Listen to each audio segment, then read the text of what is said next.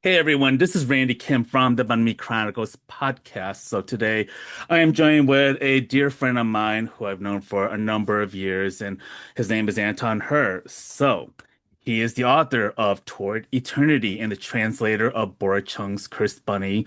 He's I Want to Die, but I Want to Eat Tteokbokki. Uh, Lee Sung-bok's Indeterminate Inflorescence, Kyung-suk Shin's Violets, and others. He was double longlisted and shortlisted for the International Booker Prize, a finalist for the National Book Award, and nominated for the Dublin Literary Award and the National Book Critics Circle Award. And he currently resides in Seoul, but now you're actually in Australia. So, Anton, I have known you actually for about a good 10 years. Most of it's been online, and it's kind of wild to see your evolution in your work as a writer over the years and to see you um, get more visibility in your own work. And it's been an honor to watch, to witness your growth. And I'm very curious, like you're currently in Australia and you've been traveling quite a bit the last few years. And how are you doing in Australia right now? What's going on? And where have you been in the last, say, several months? Yeah. Thank you for having me on Banh Mi Chronicles. It's always lovely to be on a podcast that you actually listen to. No offense to the other podcasts. But yeah, there has been a lot of travel, something that I did not really anticipate when I got into literary translation as a job was the travel, because to me it was always a solitary profession where you basically just stay in a room and in front of your computer all day and then you just translate. But when you become successful enough as a translator or as an author, people ask you to come to places, and I was asked to do a residency here, a writing residency. Actually, it's not for translation, for at the Korea Institute at the Australian National University. So that is why I am here. And a week before I was here, I was in Hanoi in Vietnam, Hmm. where I did a brief residency there at the at UNIS Hanoi, where Win Pan Ki-mai, of course, our mutual Hmm. friend, Hmm. where she has spoken previously. And oh my God, they love her over there. Of course they do. We all love her. Yes. And she was also kind of like recommending it to me. She's like, "Oh, Anton, like, you should do this." And so I was like, "Oh, okay, I will do it." And so that was really, really fun and really great. And yeah, there's several translated books that I am working on currently, and it's just so nice to just like be here at ANU. It's in Canberra, which is their administrative city. It's smaller than Melbourne or Sydney, Hmm. and it's very peaceful. There are literally like wild kangaroos about. I Mm. have befriended an Australian magpie that comes to our yard every day, asking for food. It has this way of asking where you cannot say no. Like it just like comes up to you and just like looks at you directly in the face, and you Mm. know that it's telepathying.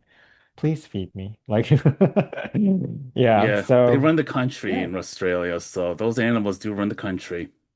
Hmm. From what I can, from what I can tell, because I visited Australia like God, like 15 years ago. It was like, to Melbourne, to Sydney. I think Newcastle's one of them, and yeah, Hmm. it's such a beautiful country, and I love the ocean views and the coastal views, and yeah, I was in love with it when I visited. But like with Hanoi, how did you feel coming into the city? Because like I visited a year ago, and it's such a uniquely charming city, especially the old district. And visiting Train Street's like one of my favorite spots, even though it is very touristy, but it is a um, fascinating spot. And were you able to visit the Ho Chi Minh Mausoleum? I so like I went with my husband. I brought along my husband. He'd been to Hanoi before for work, and but I have never been. And I actually never been to Vietnam until I visited Mhm. Hanoi a few weeks ago. And the thing that I kept saying to him as we went around was, "Oh, I would live here. Like it's a very nice place to live, I've got to say." Yeah. Yeah, it just has really great. Like people say that it's touristy, but I lived in Bangkok, so what is Hmm. touristy to someone who lived in Bangkok? Yeah. It's actually I don't really find it that touristy. I actually find it like a better place to live, maybe Hmm. than I mean, it's nice enough to visit, but it's like even an even better place to live because Hmm. there's so many great restaurants, so much great food Hmm. and just such a pleasant lifestyle, I want to say. Hmm. And the people are just really, I found, like very accommodating. Hmm. They're not Hmm. like people in Seoul who are absolutely like, I don't know, like New Yorkers in the sense of like, oh, get out Hmm. of my way. Like, Hmm. people in Hmm. Hanoi are actually like, we live in a city, we live in a community, we all have to get along. So let's be civil to each other. Like, I really liked that Hmm. very sophisticated city, citizenry because, Yeah. people in Seoul are like country bumpkins. So I really like that Hmm. aspect. And I would definitely, yeah, yeah, I would definitely live there if I had a chance. It's a Yeah. I great place mean, to, I think. yeah, it's actually a place that I've been pondering retirement one of these days. It is a place that I'm like, oh, okay, I could really see myself living there for my golden years. And the cost of living, but it's also like there's just so many new innovations that are happening. I haven't been to Saigon in a long time, but I know I'll go there the next time I visit. But I think that there's so much different opportunities and seeing the innovation of like younger folks and really trying to uh shape Vietnam for what it is today. And also even with the Vietnamese diaspora folks coming in to now live there, Hmm. it's quite a transformation. One It can did say. it did strike me as a young city. Like there were people who like a lot of youth. Maybe I'm coming from Seoul where everyone's old, but there were a lot of young people. I forgot to mention I did tried to visit the mausoleum, but the some kind of communist congress was going on like at the same Mm, time that I was there, and so they had not sh like they had kind of shut down the major mhm, monuments, but it was really ideal because you could still mhm, like walk into those areas, but they were cordoned off for traffic, but pedestrians could go. mhm, It was very democratic, I should say. I mm, guess maybe it's very communist, but it was really nice because like they gave access to pedestrians, but not cars. And so I took my photo in front of the mausoleum. It's a very impressive building. And yeah, it was just a very cultured, beautiful city, very mhm. nice to live in. And yeah, I think the air will be better by the time that you retire because I they are hope so. transitioning to electric Mhm. vehicles.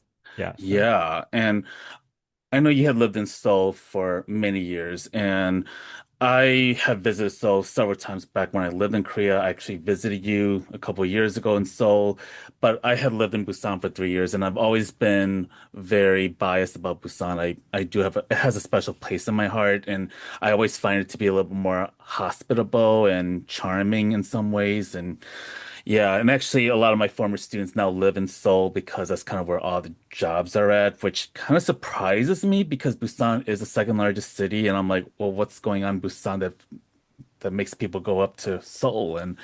And I think every time I go to Seoul, and this is not a knock on it in a way, but it just feels very cold. Not just the climate, it just feels very like it, I don't want to say that people are very unhappy, but it just feels like the vibe it's a very busy vibe. Like everyone's kind of doing their own thing. They gotta get to one destination. There's like a cafe shop like every two stores. And I don't know, what are your impressions of Seoul, like the more that you've lived there and as you have traveled to other places? It's like Kim Section's Violets, I think, which is a novel that I translated, and it depicts a young woman who comes up from the countryside to live in Seoul. And she is so isolated. Like she does make friends, a few friends, but like she is so isolated and the city is very cold. There's a lot of beauty around her as well, but it's also a very cold city. And I think yeah, people there are objectively unhappy. It's not Mhm. just your impression. I think there is research into how unhappy Koreans are and people in Seoul are. Um, it's really nice to like the nice thing about Seoul is that it's very convenient. Like everything is at your fingertips. Mhm. The bureaucracy is pretty functional compared to other places. And the subway is great. I mean, it could be better, but it's like every time I go overseas, I'm like, oh wow, Seoul actually does have the best public transportation in the world. Like, so it's a very convenient place, but I don't know if it's a superlative place. Like Mhm. it's like for your students who have to leave Busan to get jobs. Like Mhm. Seoul is very necessary and it's convenient and it's where everyone goes to make their fortune, including myself because I'm not from Seoul. I'm technically from Gyeonggi province, Mhm. which is like, and my hometown is so close to Gangnam District in Seoul that we share, Mhm. phone numbers. Um, but otherwise, like I feel very much like I'm not a person of Seoul. Like I'm from a very from a more bougier part of Korea. And so when I'm in Seoul, I'm like, wow, everyone, it really is less. It's not as intimate as it is like in my hometown. It's not as uh, I don't know. Like I've never really felt an affection for Seoul. I go there and it's convenient. And I'm Korean and it's where all the Koreans go to make their Mhm. money and Mhm. I want to make money. So, but I have been becoming fonder of it in recent years. I think life in Seoul is getting incrementally better Mhm. in the past 20 years. Helps a lot that housing prices are going down enough Mhm. for my husband and I to put in a bid for a place. So it looks like we are moving to a new apartment in 2028. So all of that. Wow. Yeah. So it's getting better. And I am allowing myself to like Seoul more. Mhm. And the food is definitely a lot better than it was, when I arrived 20 years ago. Oh wow. I Yeah. would never guess it because I was always wondering because it feels like, and maybe this is my observation, that in Korea these days you're seeing a lot of fusion of Western food and other introduction of foreign food, and I don't know, maybe this is just me, but I feel like that there's a lot of like some of the old mom and pop restaurants starting to disappear, like the more traditional cuisine restaurants. I don't know if this is just my if it's just my single observation, but do you see a lot of like gradual shifts between these generations that are like very, because it feels like it's so far apart, from the Korea of the 70s and 80s to where it is now, and and in terms of how it affects Korean culture as a whole, especially with the boom of K-pop and K-drama and a lot of things that have been exported to on an international level. I think what exemplifies food in Seoul, restaurant culture in Seoul, is that a lot of it is still very much private enterprise. It's, family enterprise. Um, like all those takamari places in Namdaemun, for example, or Takalbi, or pretty much every like there are pe people like CJ and like those chaebol conglomerates are in food spaces and they do very well. But still, quite a large proportion of food, just restaurants that you see in Korea are privately owned, are owned by individuals, are owned by small and medium-sized businesses. So. Yeah, I think that is a really big kind of factor in the sort of renaissance in Hmm. food and soul. But for a long time it was really not great. Hmm. There were like four Thai restaurants 25 years ago in all of Seoul. And they were all bad. But now you have really fantastic places that are being open, by like people who were Thai chefs and who were for example, apprenticed under royal chefs. And like my favorite Thai restaurant is run by a place like that. So culturally, I feel like it is getting better. And again, falling housing prices so important. Yeah. Yeah, I like there's just been so much real estate inflation and speculation that Mhm. I think it's really been killing the culture of the city. Mhm. And yeah, but I don't know. At the same time, I feel like I still don't see myself living there forever. Like I would Mhm. rather. retire in Thailand or um, maybe even Jeju. But Hmm. yeah, Seoul is Somewhere just warm, basically. Because Seoul, I have been in the yeah. winters and it's really rough. And it's like, I mean, I'm coming from the Chicago weather. I mean, Seoul weather, especially like near Incheon. There were Mhm, times I actually had to like walk inside. Like I'm like out for like 10 seconds and I'm like, nope, can't go out. And this mhm, is coming from me because I feel like I have enough endurance to be able to handle it. And even that can feel a bit unbearable. And mhm. so yeah. To start making the shift here, but nearly 2 years ago, you released your fiction debut novel, Towards Eternity, after spending years being a Korean literary translator. Now, how has working on other people's writing informed the way you creatively write your stories? It kind of takes the pressure off, I guess, because I think when you are, I don't know, I guess most people are exclusively writers, who are writers. And because when you are writing your own things, I feel like people, and I see this in young writers all the time, like they get so precious about their writing. Whereas in translation, the really nice thing about translation, to quote a translator that I admire very much, a Ukrainian translator, Bora, it's like translation forces you to make a choice. Like it forces you to work and it forces you to put something down on paper. And I think that's like the number one thing, at least for me at least, and for a lot of young writers that I see, that they have trouble doing. Like you, there's a stage when you're working in the beginning where you really do have to force yourself to work and you really do have to force yourself to put down something, even though it's total crap. And it probably will be total crap, but you have to put that down and you have to have something on the page in order for you to edit it. And there's a huge psychological hump that you have to go over because I think when you start a work, your focus, it's very difficult to focus on the work. Like your focus is very scattered. Like, we have different kinds of focuses neurologically as human beings.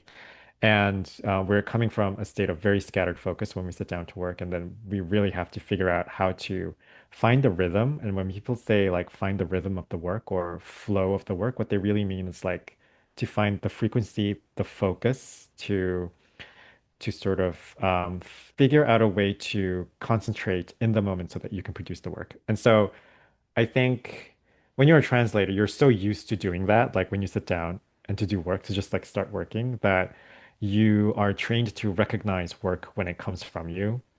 Whereas if you're a writer writing for the first time, maybe, and then you start writing, you're like, this is crap. This can't possibly be work. This is a waste of time. But when you're a translator, you're not like that. You're like, I know this looks like a waste of time now, but maybe around page 50 or even 100, it's going to look like something that I can work with. And lo and behold, that is how my novels come to be. Yeah. And do you find inspiration when you work with other authors? Like, wow, this person's got a great idea. Bora Chung's got a process that I really like. Do you find yourself like I think for writers it's very common to, I hate the word taking ideas, but at least to be like, wow, there's something about it that resonates with me that I feel like the style in a way mirrors closely to something that I've been trying to visualize. But do you find yourself finding inspiration with the works of other authors you've been working on and how it in a way stimulates your own writing? Bora Chung, not so much. I think Bora has this neat trick where she will present a fantastical situation, and everyone, all the characters in the story, will react to it as if this is something that happens every day. So that's kind of like a neat trick that I've used in like a short story, I think, at one point. But otherwise, the way that she works is just very, very different, and our sensibilities are very different.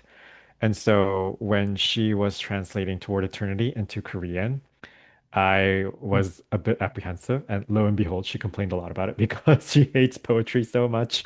And my novel has like poetry is kind of like a central theme of the novel.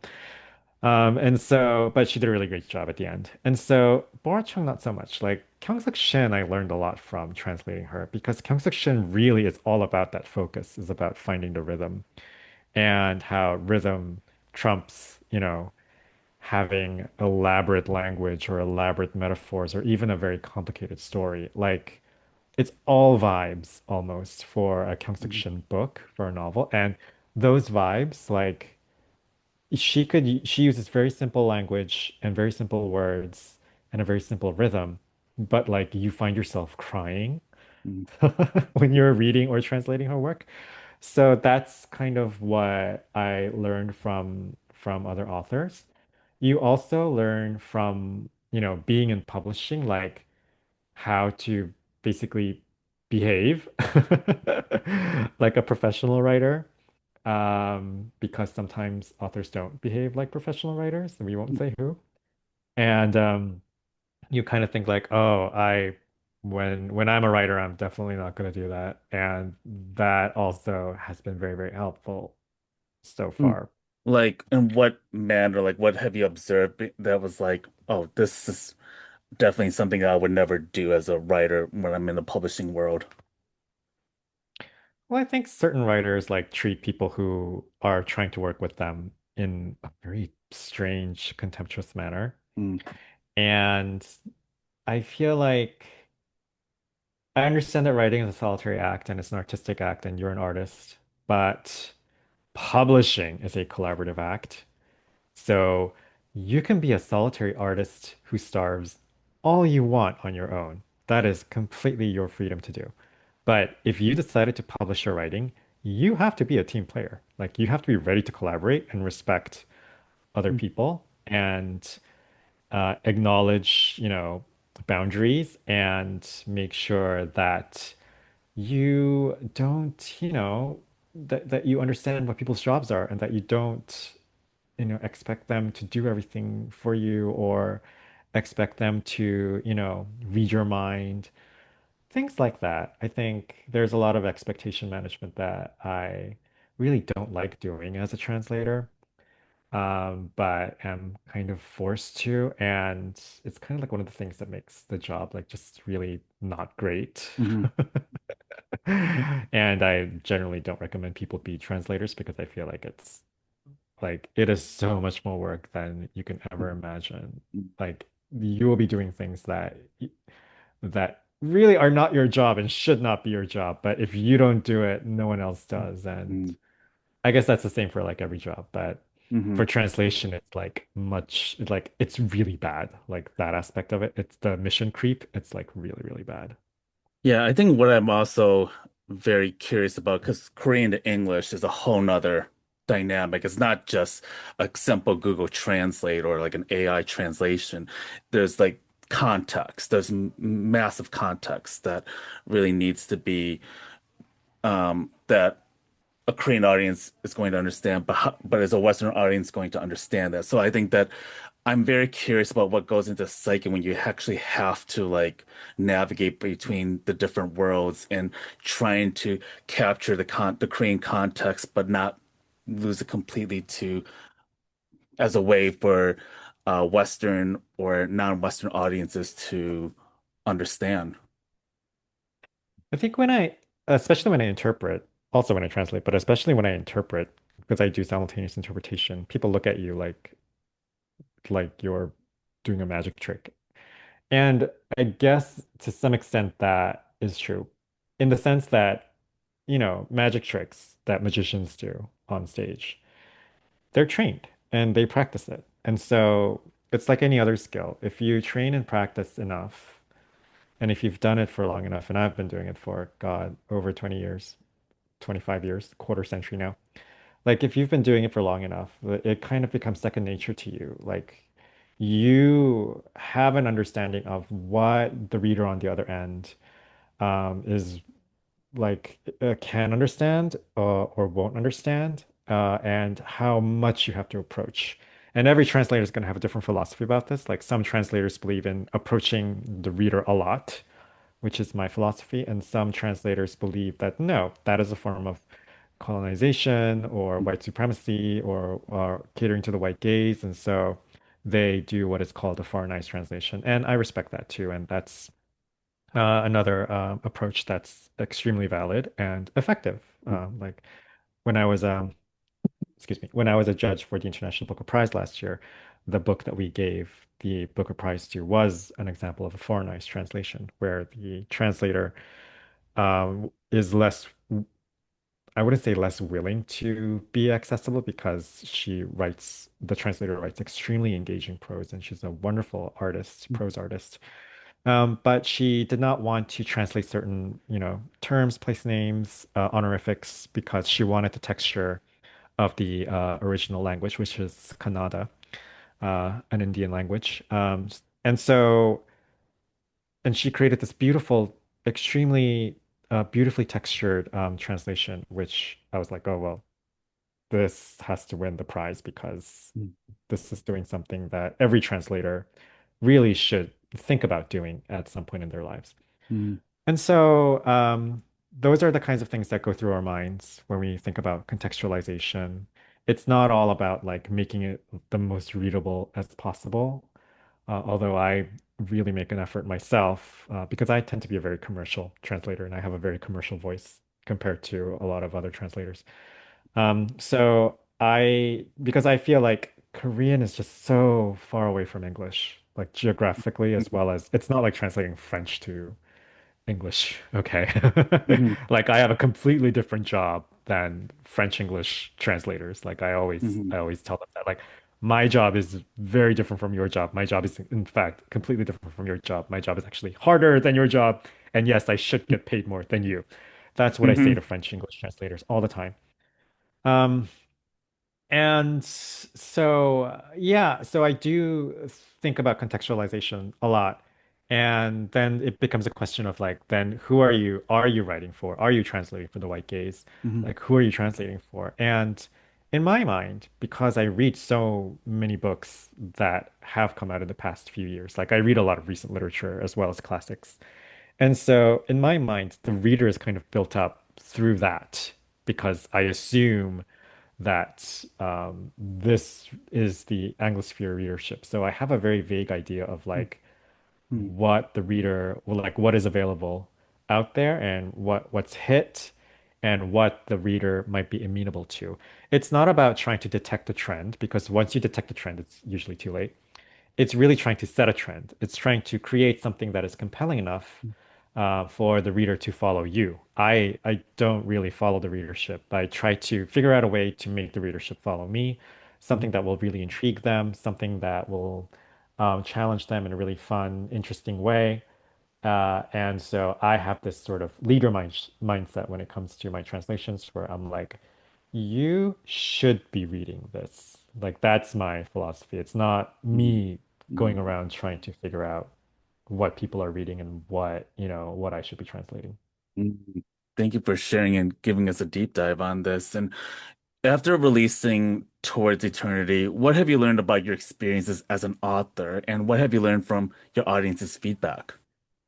Oh my God, being an author is like a translator with their brain removed. I'm sorry. It's like it's so easy. Oh my God, being an author is so easy. Like I don't have to do anything.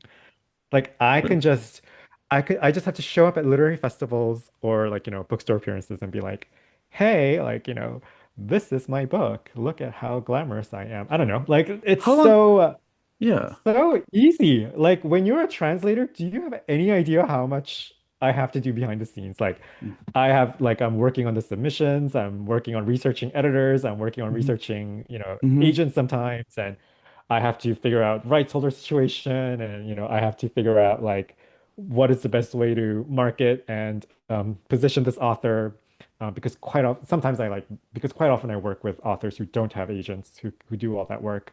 So I have to do a lot of agenting work in that way, a lot of discovery work, a lot of scouting work. And then like in the promotional stages, I have to figure out like my own funding and like, but when you're an author at a publishing house, like they figure out funding for you. They're like, you could like, here is a list of hotels that you're gonna stay at. Here is a list of airplanes that you are going to take on the way to those hotels. here are the people that you contact once you're there so that they will come and pick you up at the hotel to take you to your book event. Like it is like, oh my God, like, everyone caters to you when you're an author. When Mm. you're a translator, no one does that for you. Wow. No one. So it really is like an extremely luxurious version of the life Oh, that I've been living in publishing. Such an Aries vibe that you have. It matches your energy there. Yeah, I like mean, this is why there's so many more tr authors than there are translators. yeah, Like, yeah. I Sorry, go bet. ahead. But no, I was just gonna ask you, like, well, then how long did it take for you to write Towards Eternity? The bulk of it took just a few months. I think it took like Oh wow. it must have taken about 4 months to write most of it. Wow. Whereas, yeah, I had the idea for a long time, and I had some versions of it like that I tinkered with, but most of it I wrote on a commute, on my commute to my office because I have an office for translation, or I used to until very recently. And so on my commute, like I'd be on the subway and I'd write it by hand. And that took about, it's like 4 months at the most. Like it didn't take me a long time. Yeah, because I've seen people take years before they even release their first book. But like the fact that it only took you a few months is pretty wild. But I guess like when you've been so used to the translation world and you've been kind of like I don't know. I think when you're in an environment where there's so much creativity and being in those spaces, it feels like it allows your own creativity to thrive in a way. I don't know if that makes any sense. If you're a writer, you're always writing in your mind. So even when you're not physically writing, it's cooking in your brain. So I had the idea for a long time. I had the idea for about 10 Mhm. years. Wow. And it was always cooking in my mind. And one of the things that I think it was Stephen King. Yeah, Stephen King says, I don't know if he mentions it in his book, but he mentioned it in on a social media post where he never takes down idea notes for anything. Like if he has an idea for a book, he never puts it down. He says if it's an idea that's worth pursuing, it'll come back to him. So Mm. that's kind of like his rule of thumb in dealing with. So his subconscious mind will make the choice, the subconscious choice to keep cooking that idea, and then it'll come back to him in a more, perhaps in a more developed or more intriguing way. And so even if you're not a writer, I mean, I should not be saying this because this is just encouraging people to procrastinate instead of put things down on paper. But even if you're not a writer, even if you're not writing physically, if you are a writer, you're writing. And I've constantly been thinking, and there are all these ideas in my head that I always go back to. And once I know that my brain keeps going back to these scenes and these fragments, that's when I know, oh, this is something that's worth pursuing. Mm. As an openly queer Korean, how do your identities and life experiences shape the world that you want to create through science fiction? Gosh, so it's not something that I have to think about too often. Although our marriage is not recognized in Korea, it's recognized in at least, so we share three nationalities, but my husband and I, and I'm only Korean. He has two different nationalities that are not Korean. And both of those jurisdictions now acknowledge gay marriage. So for me, I feel like it's not so much of a factor. I don't deal with any visible homophobia that I can really put my finger on in Korea. I'm sure I do every day, and I'm sure, for example, people at like LTI Korea, like they're Mhm. homophobes there, and that's why I have such a hard time working with them. But there's nothing that I can quite put my finger on. Although technically I am discriminated every day because, it would be just so much nicer for me to get on my husband's national health insurance instead of having to pay for my own national health insurance, which is a lot because I am not affiliated with a big corporation like he is. And so I think I don't really think too much about being queer, being gay. I think also this is probably, cisgender gay male privilege, frankly. Like if I were a woman or if I were not cisgender, then I would probably have to think about it all the time. But when you're a man in Korea, like you know what it's like when you're a man in a very patriarchal society, like a cisgender man, like you can totally just disappear into your privilege. And hopefully I don't do that too often, but I'm in the patriarchy. It happens. And so it hasn't been so much of a thing for me, like whether living in Korea or also whether in my art, like whenever homosexuality like happens, it's very NBD. Like these people are gay. That's it. Like there's no extra explanation for it, or there's no quote unquote reason for them to be gay or to be queer or to be trans. They're just there. And I guess that's a political choice as well, because I want to live in a world where it doesn't matter if you're in a wheelchair or if you're autistic or if you are gay or if you are trans or if you're non-binary. Like we should just be able to very casually live our lives, with each other and be civil to each other. I think one of the things that I really, really envy about Bangkok versus Seoul, for example, is when you go to Bangkok, like you have a lot of trans people in front-facing retail. Like you can go to Watson's and then a trans pharmacist will help you get, the cosmetics you need and all of that. Like it's very like no big deal there. And that's something that Korea like doesn't really have. Although I was at a tea shop recently in Seoul, and they did have a trans person who was working, essentially retail. And I was like, and I remember thinking like, oh my God, like I mean, I didn't, make a thing of it. But in my mind, I was like, oh wow, Korea is progressing. Like, nature is healing. Like, this is so wonderful. And we're gonna be like Bangkok, hopefully. Like, so it was like a really nice moment. And that's the world that I want to live in. I want to live Yeah. in a world where it was essentially like the international schools that I grew up in, attending, where, everyone is different and it's not a big deal, and we all can figure out what we have in common and we can build on that and have a beautiful, diverse, inclusive life together where we Mhm. have beautiful art and wonderful innovations and we save the world. Like that's kind of like the political vision I have in my mind. Mhm. It's very Star Trek. Hmm. Yeah, I wonder about like how do Korean critics view your work, especially with your debut, de with your debut novel, but also you as a openly queer Korean person. It's kind of glossed over a lot. The queerness is glossed over a lot. I think the emphasis is more on the fact that, you know, I haven't won the Booker Prize, but like the name keeps coming up. Like when I'm in anything, they're like, oh, double longlisted, shortlisted. He was a judge for the Booker Prize. And so they're more focused on kind of that vibe and how many prizes I've been nominated for, and how quote unquote famous I am overseas, and so that's kind of like the Q factor for me in if they ever, but no one really has written in depth about basically my identity. I think people kind of it's not hidden, but they kind of shy away from it maybe because it's not an overt theme in my work either.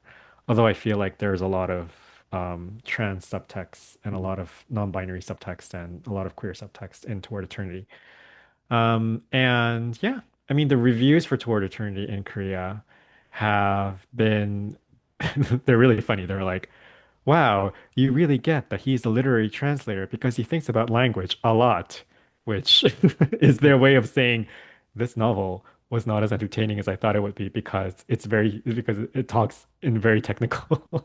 It's a very technical novel about language or something like that. I don't know. Um, there's like, a clone war in there. I don't know how to make it any more entertaining than it is. But they talk about the intellectualism of the work a lot, which I find really amusing because I find Korean authors very, very intellectual, but maybe I'm just not as subtle as they are. Maybe I wear it more on my sleeve, Mhm. which is not great. Yeah. On the topic of activism, I know you've been very outspoken about supporting Palestine. You've been a critic of the American and Korean political landscape. What significance does it play for you and fellow writers in the literary world as a translator and author, both back home in Korea and internationally? Like, how do institutions and publishers view artists who are politically outspoken these days from your own observations? Well, I don't feel ambivalent or ambiguous about Palestine or about, certain political issues in Korea. I feel like, well, this is a genocide. They are killing people, a lot of them, non-combatants. Not that killing combatants is a good thing either, but so for me, it's what is going on is very, very unambiguous, and it's very, very clear to me. This is genocide, and these are the people who are responsible for it.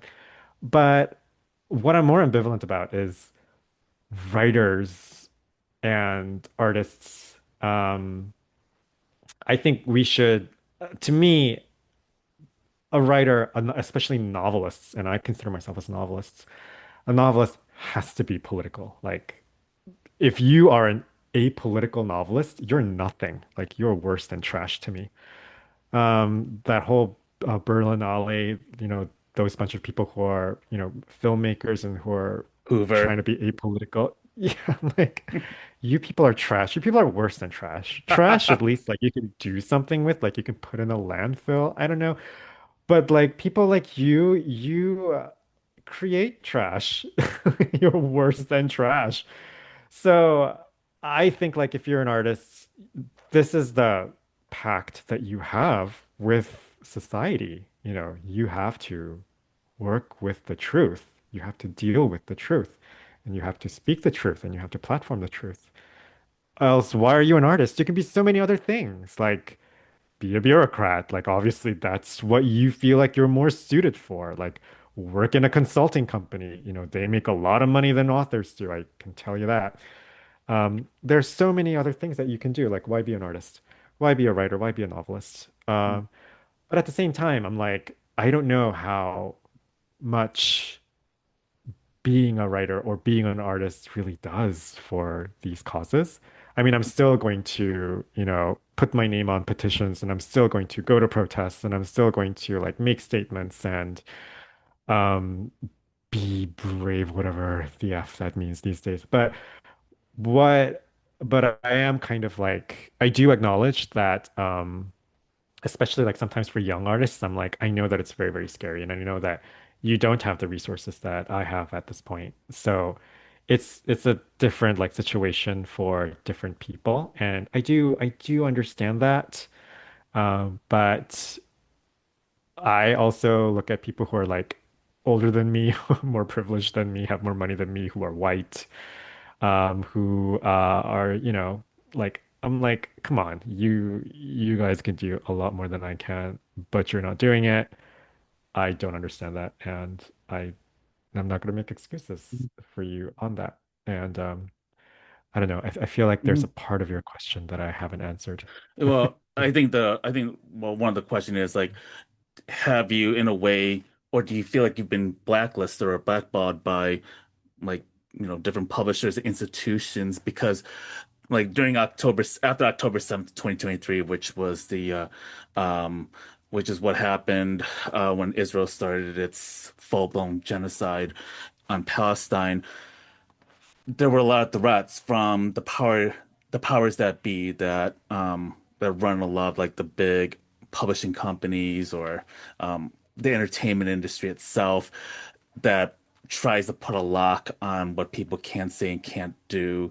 Uh, did you experience like the censorship as an author? Like, did you like observe that there was a backlash to the things that you have been vehemently outspoken about? So when we did our protest for Palestine on the stage of the National Book Awards in 2023, this was a little over a month after October 7 happened. When we did that, for example, the National Book Foundation got wind that we were going to do this, and then they lost a sponsor for the event. But they put out a statement saying, we can't censor our authors. That's a ridiculous notion. Our authors are free to express whatever they want to express, and they're free to say whatever they want to say. And so like kudos to them and huge thanks to them. I've never had an editor that I've worked with, and I've worked with so many editors at this point. I think it's like 20, 25. I've worked with more editors than most authors have in their entire lifetimes.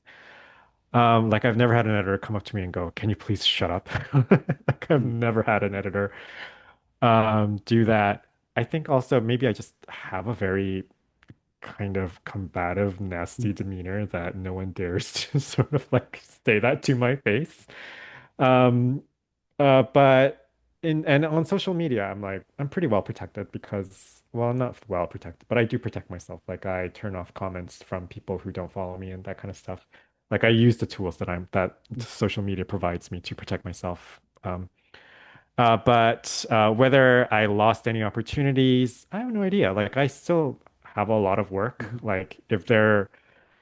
If anyone has ever rejected my work because of my political stance, then I think that's a good thing because I don't want to work with someone who would do that either. And Mhm.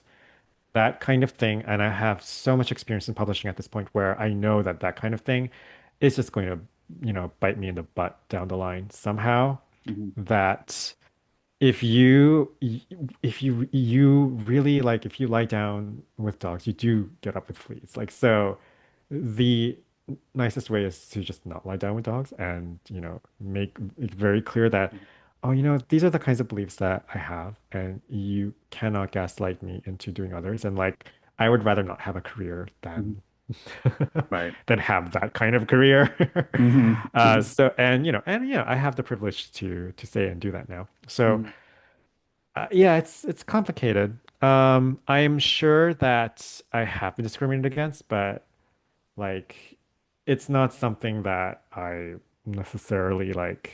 I think like I can still survive and even thrive with that kind of Mhm. discrimination. And there are ways of this is going to sound so perverse, but like this is a way of using that kind of thing like against itself and using it for your advantage. For example, it self-eliminates people that you should not be working with in the first place. Mhm. Mhm. Mhm. So yeah.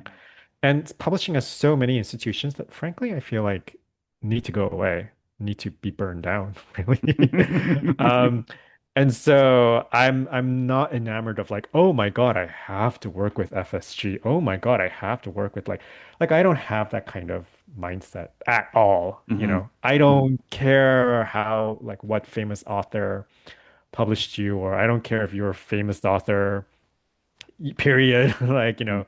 if you are this kind of person, then I don't want to work with you and I don't want Mhm. to deal with the fallout. I don't want to clean up after your mess because as a Mhm. translator, I know that I'm going to be asked to do that. I don't want to do that. So, yeah, for me, it's obviously it's terrible to encounter that kind of thing at work. But at the same time, in the long run, maybe it's healthy that we get all of this like out in the Yeah. open Yeah. now rather than further down the line. Yeah. Which also brings me like, well, what do you see yourself writing about for your next novel or any like short story pieces that you might have? Like any ideas, anything about the current political social climate that we're in, or there's certain things that you feel like the itch to really bring up in your writing. Oh, I'm writing a novel now. It's why I'm at a residency in Australia right now, to write a novel. And it's I guess like I didn't really think consciously about like putting any kind of political subtext into my work. I find that no matter what you do, it seeps in anyway. And it's I find myself I just wrote a section about, you know, taking responsibility for genocide that is enacted by your nation.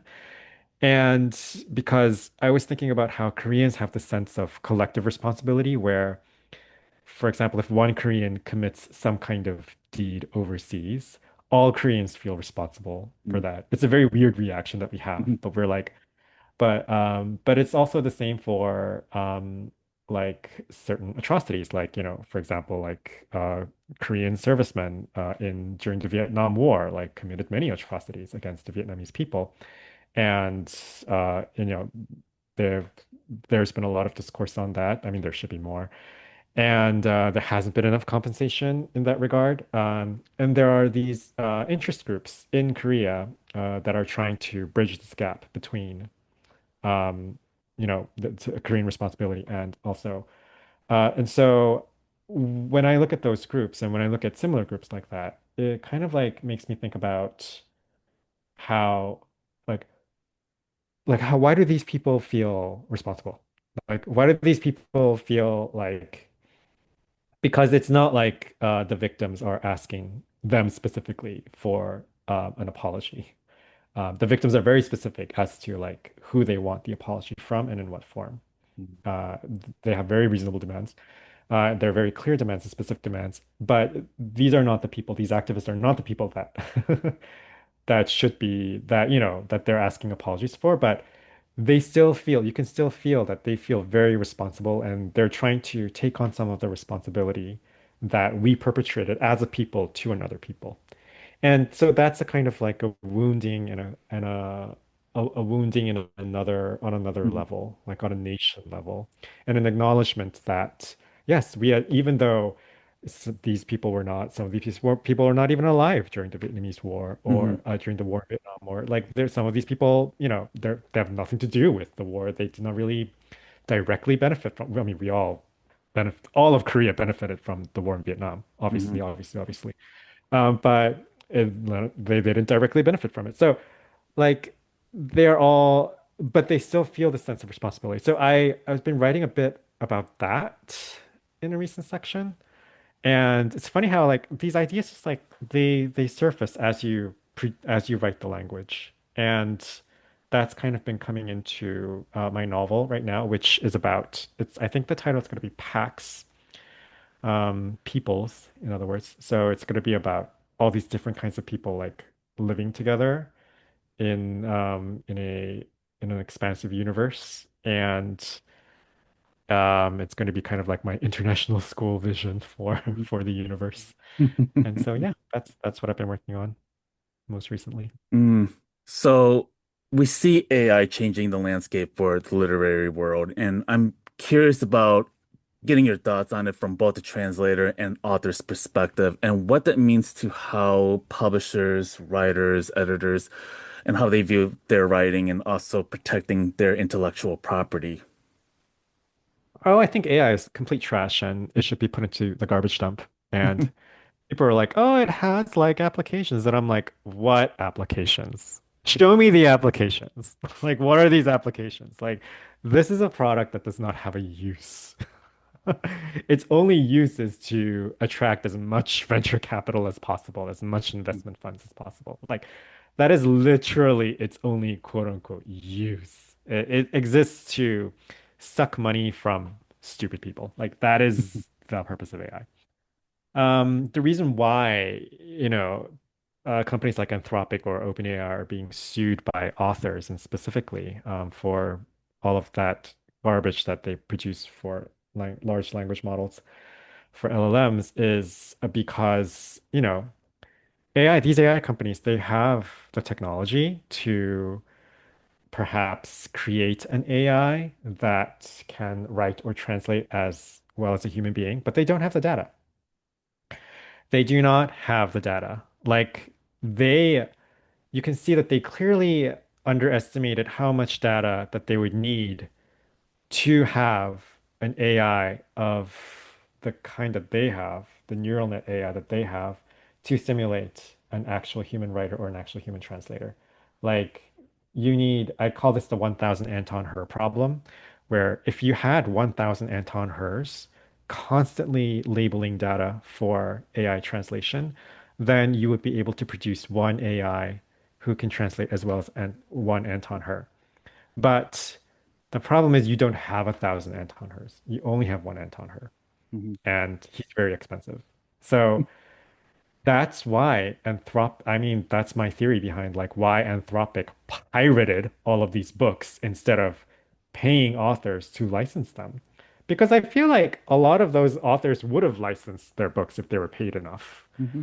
Like not even like a lot of money. I think if they're like, I think some authors would have been like, "Oh yes, please give me $5,000 so that you can feed my novel through the plagiarism machine." Like I feel like a lot of authors would have done that.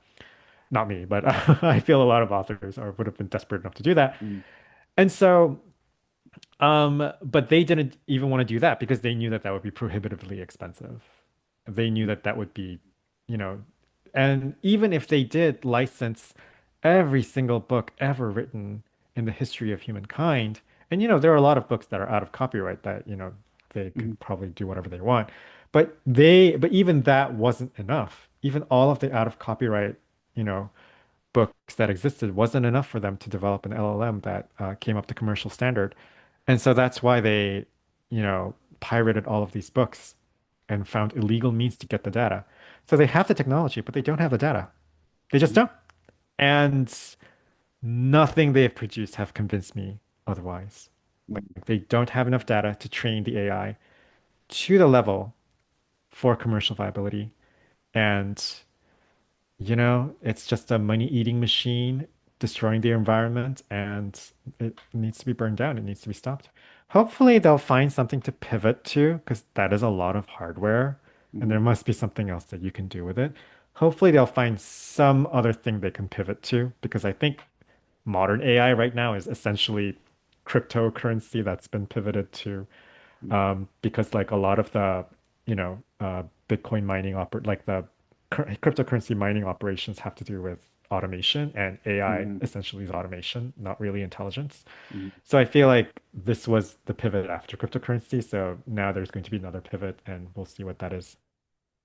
Yeah, because I do struggle with AI, especially from the artist perspective. Like I see AI, people casually just putting an AI slop, and it's infuriating because it's like it's not good art. It sucks. It's terrible. Mhm. It's soulless, and that's what AI is. It's soulless. It's not a human being. It's literally just like like like I see like Gemini AI, and when I would type something through there inadvertently, and it'll give me like a lot of references from Reddit, and I'm like, really?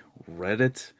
It was like for sources, and I'm like, yeah. So there is a lot of concern when it comes to misinformation and how it's being passed around, and also seeing videos that are AI made. It's quite disturbing, and also what artists are not saying, like in terms of what AI has been able to successfully do and recreate and reproduce a person's likeness. And it is very disturbing to me. So do you It's see? disturbing that it's so bad. Like it doesn't do It any of that is. It well. is. So Like how's, do one yeah. of those things well. It doesn't do any of them well. No. Like how does it do everything badly and people are still talking about this trash application?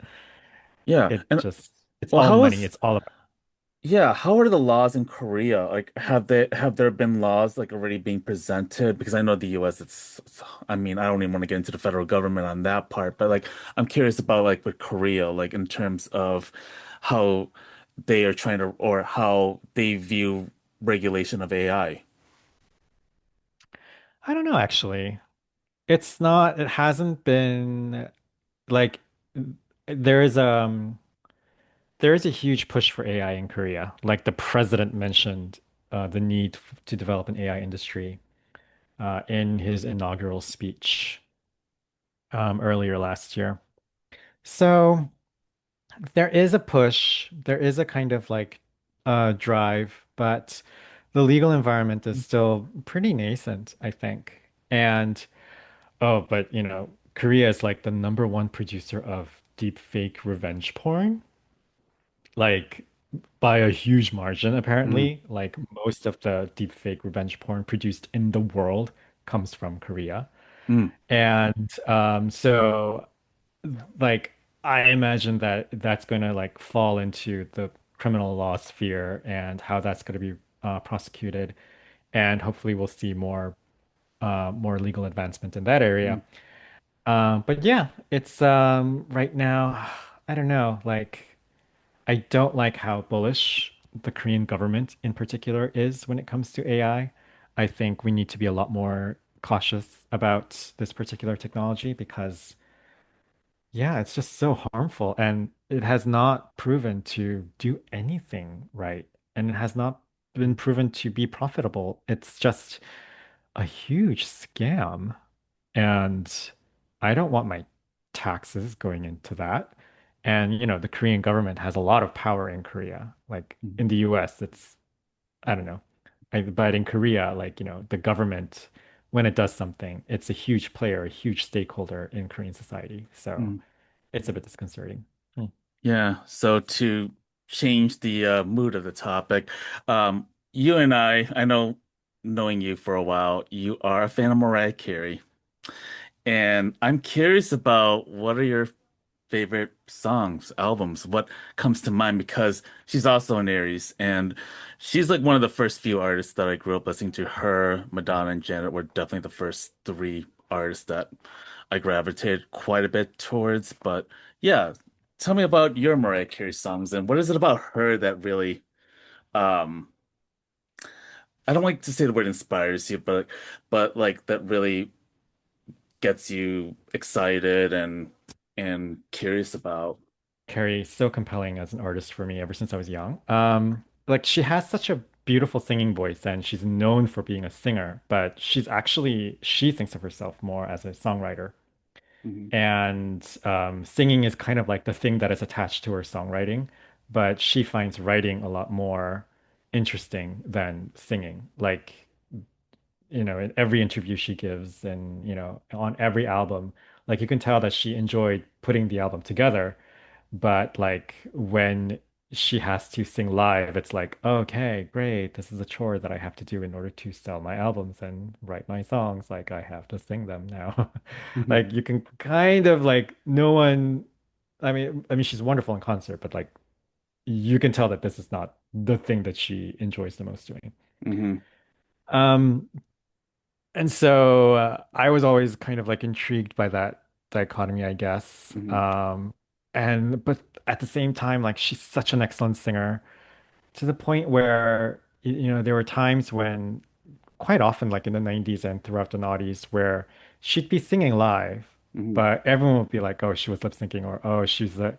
It's not that she was lip syncing. It's not that she had a backing track. She just sounds like that mhm. in real Right. life. Yeah. Like that's how she sounds like. She's that perfect and she's that professional. And I always admire people who are at the top of their game and who are the best at what they do and who are very passionate about their work. I feel like some people are very cavalier with their talent, Mhm, and I think that's fine, but I don't want to ever like I don't want to be someone like that. Like I respect art and I want to be an artist and I am an artist and mhm, part of being an artist is being very serious about your art. And so I guess that's what really, really has always appealed to me, to Mariah Carey, like her artistry. mhm, And that's why a lot of like it was not about fame for her. It was not about, you know, riches or whatnot, although I'm mhm, sure all of those things are nice. It's really more about like this is my art. This mhm, is what I've always wanted to do, and this is what I'm doing. And there was something really interesting about what she said about Whitney Houston mhm, a couple of years ago, where she was expressing her deep regret about Whitney's untimely death.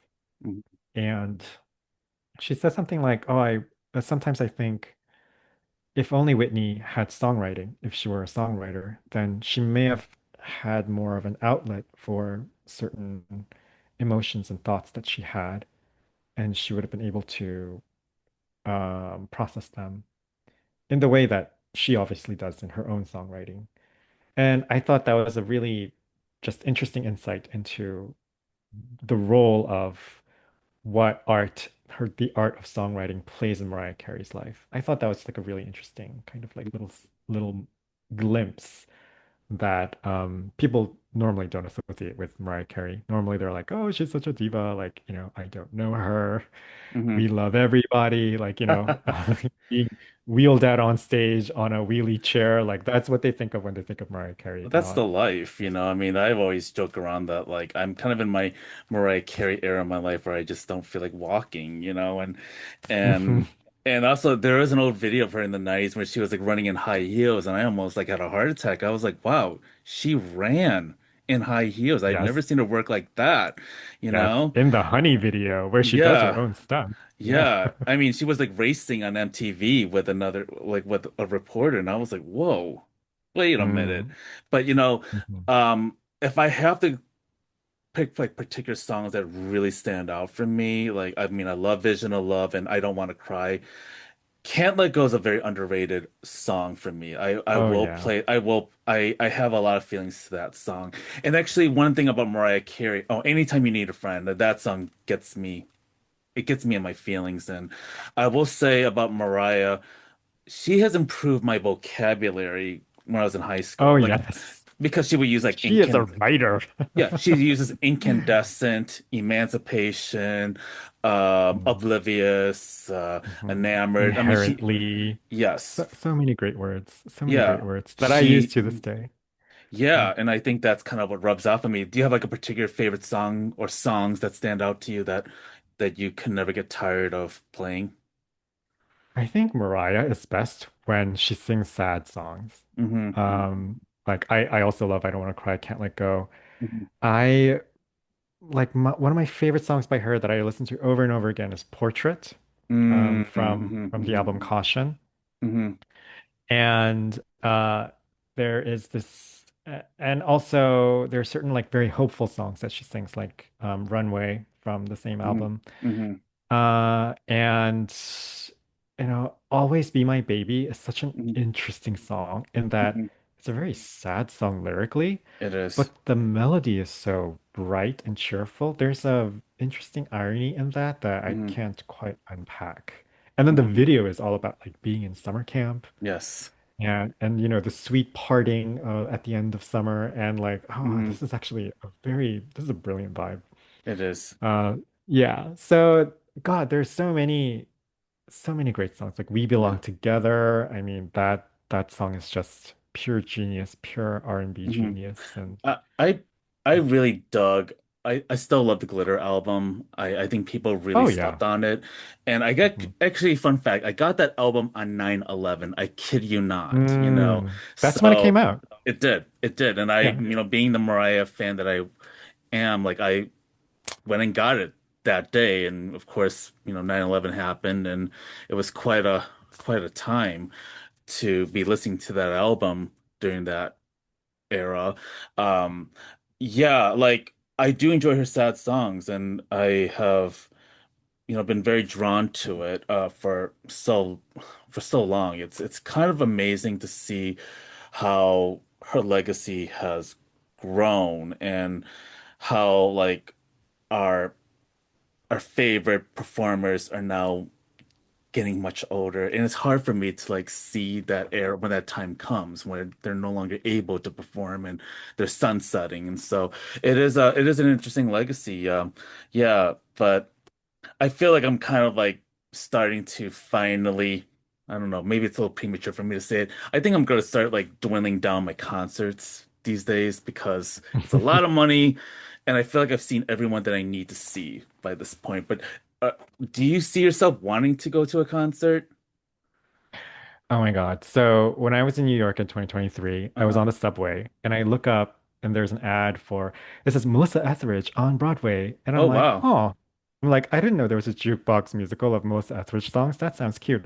I Oh, look it wow. up. No, literally, Melissa Etheridge is on Broadway. She had like a one-woman show Oh, wow. on Broadway, like about her life. And so I was like, oh my God, Mhm. I have to. I was on tour at the time.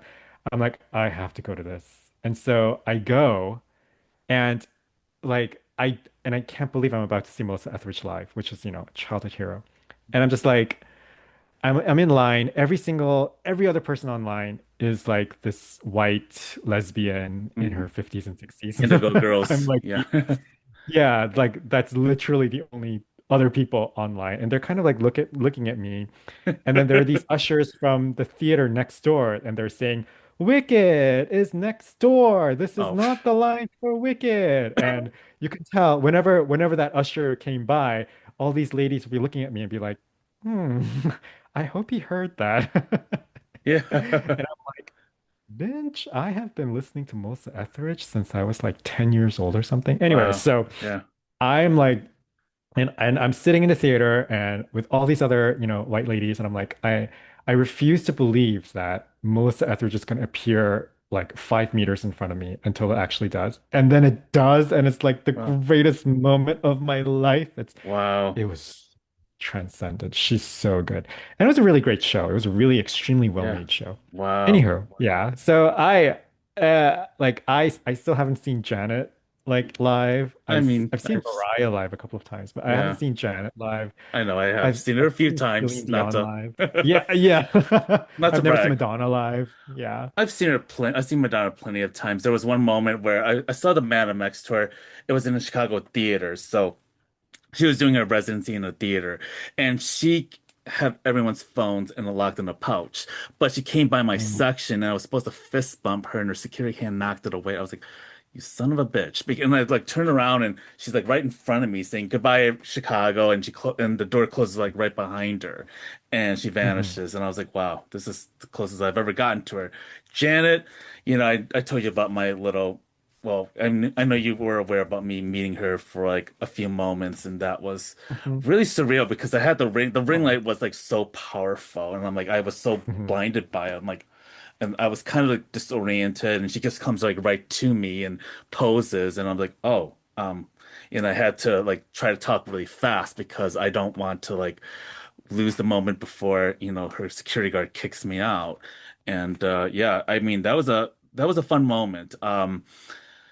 I have never seen Celine Dion live. I would love to see her, and I hope that she has some strength to do it. But also, I don't believe that she needs to Oh, I don't. overexert herself. I really don't want her to do it. The thing Yeah. about Celine Dion, when I saw her live, Hmm. it was really extraordinary in the sense, in a very technical sense, Hmm. because she sounded exactly like she does in her CDs. She wasn't lip Mm. syncing at all. She was singing 1000% live. It's just that she was so overwhelmingly professional Yeah. that she doesn't change anything and she doesn't extemporize anything. She simply she does exactly what you're supposed to do. Hmm.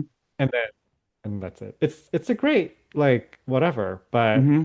there's like yeah, it was like watching an android sing almost.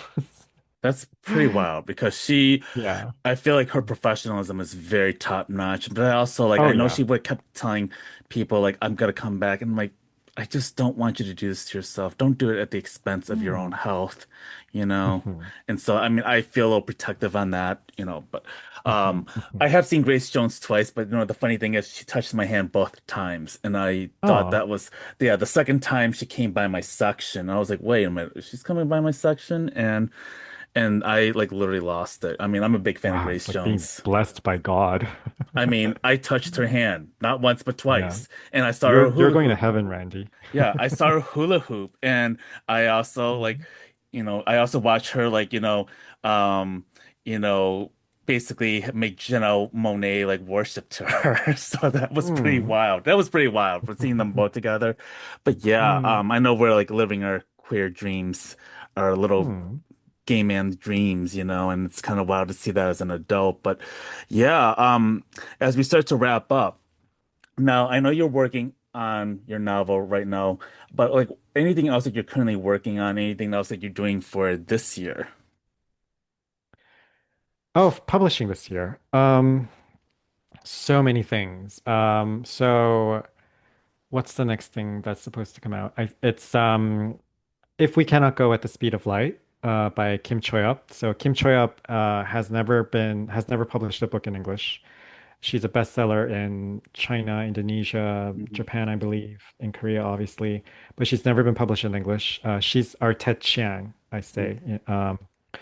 And she writes it's this collection of very beautiful short stories that are science fiction short stories that are very human, like Ted Chiang's Exhalation or Stories of Your Life. So that's coming out in April, late April. It has a fantastic cover. Beautiful, beautiful cover. Another exciting release, I think it's coming out in the summer, is The Bird That Drinks Tears. This is basically our Korea's Lord of the Rings. Mm. It's we call it our Tolkien. And so The Bird That Drinks, like Taechang as in Stories of Your Life in Exhalation. And they're very like heartfelt science fiction short stories and has a really, really amazing cover. And I really hope that English language audiences fall in love with her. She's a huge bestseller in Indonesia, China, Japan, and Korea, obviously. Like she's done very well in Asia. And so I hope that that crosses over and moves audiences in the Anglosphere. And the next big thing that's going to come out is book one of The Bird That Drinks Tears by Lee Young-do.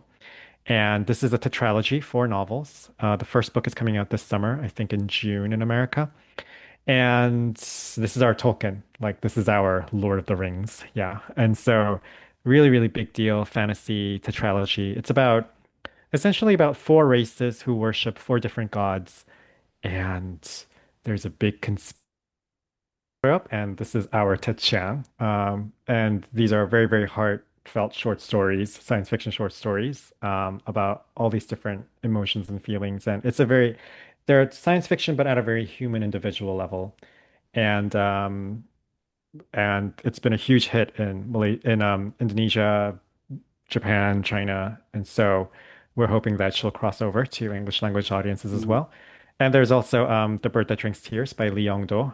This is a fantasy trilogy. This is our Tolkien, our Lord of the Rings, and it's about these four different races who worship four different gods, and a divine conspiracy occurs where they all go to war. And that's going to be really fun. And they're also releasing a video game version of this world sometime this year. They don't tell me anything. Mhm. But yeah, it'll be based on the bird that drinks tears. And then there's a gigantic like warrior chicken in the franchise, and people have been commenting on that. So I'm very excited for the Anglosphere to know the identity behind this gigantic chicken warrior. Yes.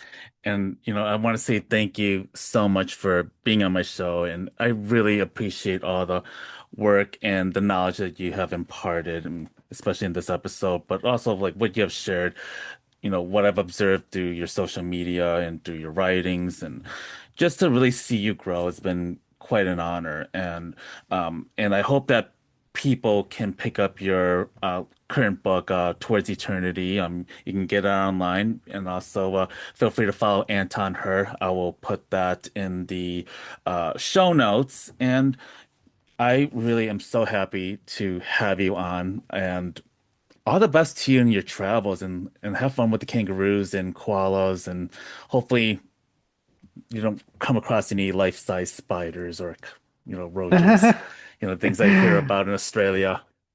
Oh, thank you for having me. We actually have come across some wild kangaroos. That was really Mhm. fun. Thank you so much for having me, and it's been so lovely having you on this journey of my growth, and look forward to having you again. Mhm. Awesome. Thank you.